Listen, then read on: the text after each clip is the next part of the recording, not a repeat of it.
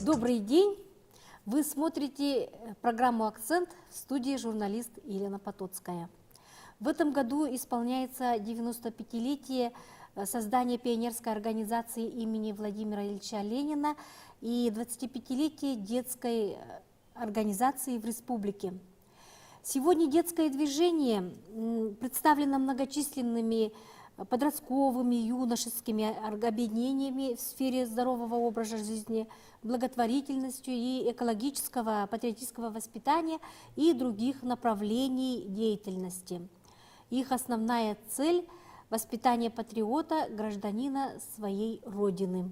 Сегодня мы беседуем с заместителем председателя единого движения, детского движения «Стремление Джулур» под эгидой главы Республики Саха-Якутия Александрой Антоевой о деятельности детских организаций в республике. Антоева Александра Альбертовна в 2004 году окончила школу номер 2 города Якутск. В 2010 году окончила исторический факультет Северо-Восточного университета. В 2010-2012 годах работала преподавателем истории Якутского хореографического колледжа. С 2012 года работала в Союзе детских общественных объединений республики. В 2014-2016 годах работала в Республиканском центре дополнительного образования и детского движения при Министерстве образования республики. С 2016 года заместитель председателя единого детского движения «Стремление Джулур» под эгидой главы Республики Саха-Якутия. Александра, пожалуй, наш разговор мы сегодня начнем с наименования вашего движения. Что это означает словосочетание под эгидой главы Республики Саха-Якутия, да? И какие условия создаются государством, ведомствами, министерствами? Пожалуйста, Добрый день. Рада вас всех приветствовать в этот праздничный день. Поздравляю всех пионеров с этим замечательным днем, днем пионерской организации. В этом году действительно, как вы отметили, 2 больших юбилейных дат исправляем в нашей республике. Ну, конечно же, словосочетание под эгидой главы республики нашей говорит о том, что идет непосредственная прямая поддержка детской организации, о том, что действительно мы едины, о том, что мы должны работать под единой программой. И с самых первых лиц нашей республики идет поддержка именно воспитания будущего поколения. То есть это говорит о том, что наш глава поддерживает инициативы всех юных граждан, готов внедрять новые программы через правительство нашей республики, да, это и Министерство образования Республики Саха-Якутия, которое непосредственно работает со школами, в которых у нас учатся и работают педагоги, ну и, конечно же, Министерство по делам молодежи, подведомственным учреждением, которого являемся мы, Союз детских общественных объединений, ныне Единое детское движение, осуществляем все наши дела, мероприятия, планы, согласно вот нашему единому плану по взаимодействию и развитию детского движения в нашей республике.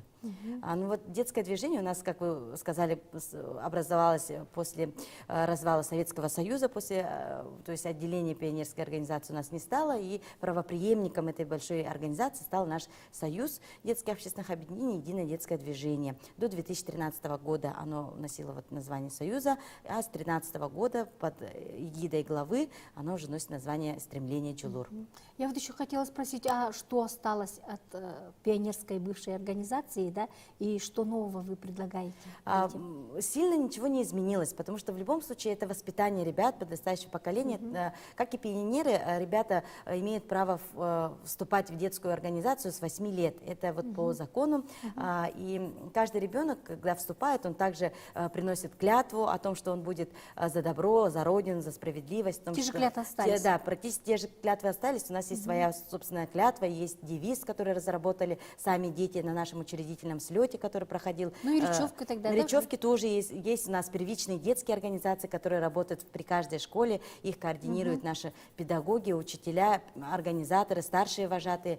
Они также делятся по отрядам внутри своей детской организации. У нас 3 ступени. Начальное звено у нас называется следопыты, это 8-10 лет.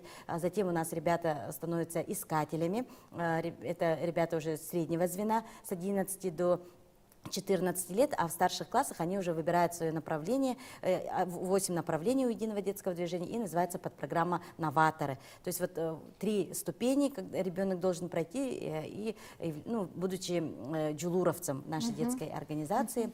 И также клятву, они выполняют те же дела, очень добрые, коллективно-творческие дела, в школе помогают, организуют школы актива, выходят с тимуровскими работами. У нас очень сильно идет гражданско-патриотическое воспитание, то есть в каждой подпрограмме у нас есть образовательная программа примерная, которая разработана в 2013 году и внедряется в школу с 2014 года, где дети вот как раз-таки начального звена должны вот обучиться этим азам, кто такие джулуровцы, кто такие искатели, делают какие-то успехи свои личные, да, и дополнительно там социализация, проводят социальные акции не только в своей школе, но и занимаются добровольческими одним акциями. словом, все, что Было делалось доброе в пионерское, пионерии, да, это все есть. Также есть знаменки, есть торжественные дни принятия в члены детского движения. Это у нас 29 октября, в день создания российского движения школьников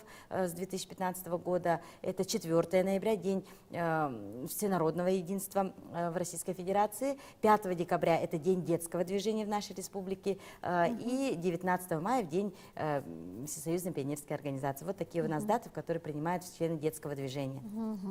А вот по указу президента Владимира Путина создано российское движение школьников, да?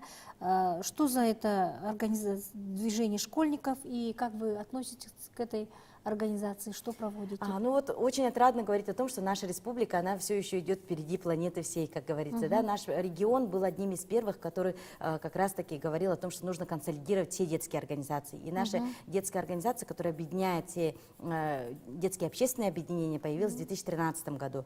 А по указу уже нашего президента Российской Федерации в 2015 году, 19 октября, создалась общероссийская общественно-государственная детская юношеская в 2015 году организация «Российское движение школьников». Она работает по 4 направлениям, куда направления нашего единого детского движения очень хорошо ложатся и входят в деятельность. То есть там воспитывается гражданская активность ребят, военно-патриотическое направление, личностный рост, то есть профориентационная работа и информационно-медийная. То есть 4 больших направления, куда 8 направлений единого детского движения очень хорошо совпадают, подпадают, так что каждый член детской организации, которая есть в школе, он включается в нашу большую республиканскую детскую организацию, а детская организация в свою очередь входит в эту большую детскую организацию по всей России.